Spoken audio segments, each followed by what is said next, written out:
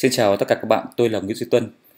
Clip này tôi xin chia sẻ với các bạn phương pháp kết nối phần mềm BS Barcode to PC với máy tính MacBook.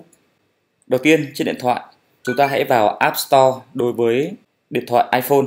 Còn đối với điện thoại Android thì chúng ta vào Google Play Store.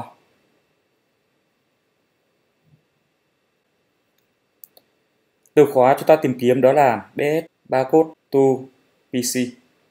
Chúng ta nhìn thấy tên phần mềm BS Barcode to PC. Chúng ta bấm cài đặt. Ok. Ta mở. Đây chính là giao diện của phần mềm BS Barcode to PC. Trên phần mềm này, nếu chúng ta chỉ quét barcode và giữ lại trên điện thoại thì chúng ta không cần kết nối tới máy tính. Để quét barcode, chúng ta kéo màn hình từ trái sang phải. Chúng ta bấm vào Scan Barcode to PC. Khi điện thoại thông báo là bạn có muốn sử dụng cái chức năng truy cập vào camera không, chúng ta chọn OK. Bây giờ mình có thể quét barcode. Các bạn thấy, khi quét barcode thì những cái dữ liệu barcode được lưu trên điện thoại.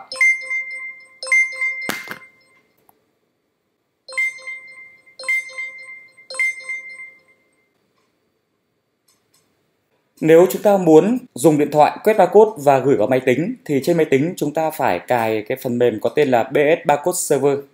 Và trong clip này tôi hướng dẫn các bạn thực hành trên máy tính MacBook. Vào website itunes.pro.com. Trong trang web này các bạn vào Products, chọn BS Barcode to PC. Đây là trang nói chi tiết về phần mềm BS Barcode to PC và BS Barcode Server. Phần mềm này cho phép chúng ta cài đặt trên máy tính chạy hệ điều hành Windows hoặc là MacBook. Để cài trên MacBook thì chúng ta vào Download for MacBook.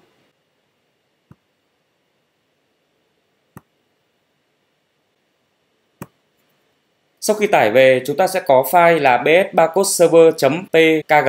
Chúng ta chạy file này để cài đặt. Quá trình cài đặt chúng ta chọn Continue.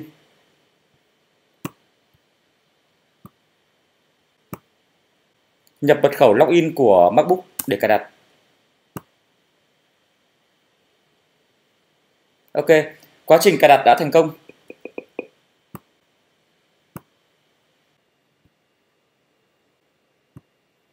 Vào Finder, chọn tới nhánh Applications.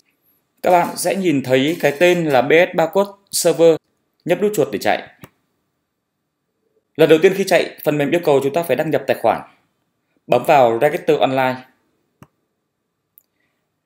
Nếu chúng ta đã có tài khoản rồi thì chúng ta nhập vào màn hình Login, tức là màn hình Sign In, gồm có tên email và password. Nếu chưa có thì chúng ta bấm vào Create Free Account để chúng ta tạo một tài khoản miễn phí để truy cập. Bấm vào Create Free Account. Địa chỉ email chúng ta tạo. Email này phải là email chính xác để có thể nhận được mật khẩu từ phần mềm.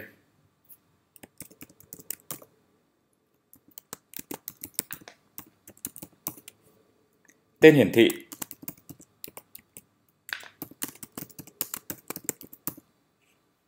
Chúng ta có thể chọn ảnh.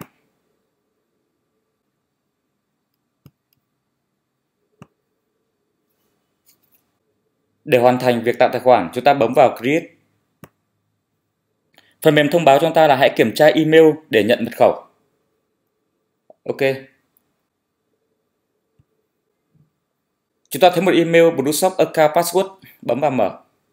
Đây chính là mật khẩu mà phần mềm gửi về.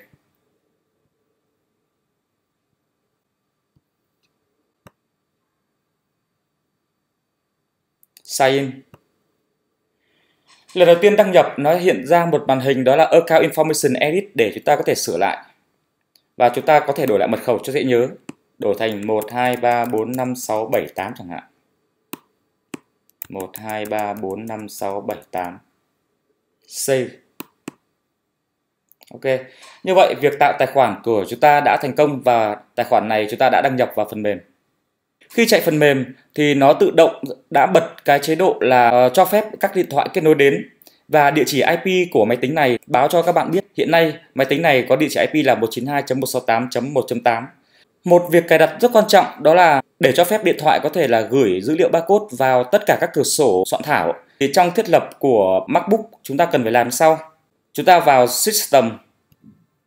Trong đây các bạn chọn cho tôi mục có tên là Security and Privacy. Chúng ta bấm vào cái tab là Privacy. Ở cửa sổ bên trái chọn Accessibility. Các bạn bấm mở khóa để có thể chỉnh sửa.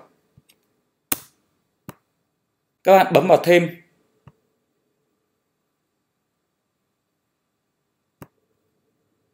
Và chúng ta chọn tới phần mềm BS Barcode Server. Open. Khi đó, phần mềm BS Barcode Server đã được nạp vào trong phần Accessibility.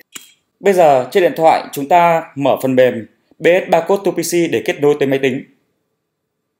Chúng ta bấm vào Connect. Khi Connect thì ở mục Server IP các bạn có thể nhập địa chỉ IP 192.168.1.8, tức là chúng ta phải nhập khớp với cả địa chỉ IP báo từ máy tính. Và chúng ta hãy lưu ý là để kết nối được vào với nhau thì mạng của điện thoại và của MacBook phải cùng chung một mạng. Bấm kết nối.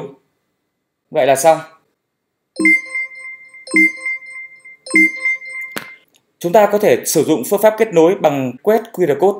Ta bấm vào QR code. Sau đó chúng ta đưa camera của điện thoại vào cái QR code trên phần mềm máy tính.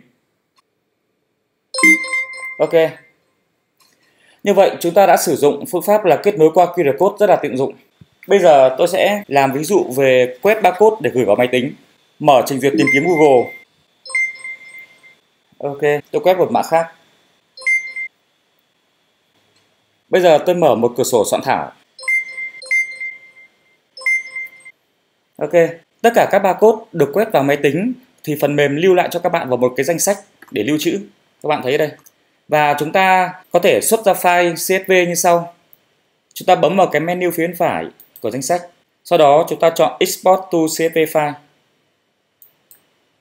Tôi đặt tên là barcode list. Ok.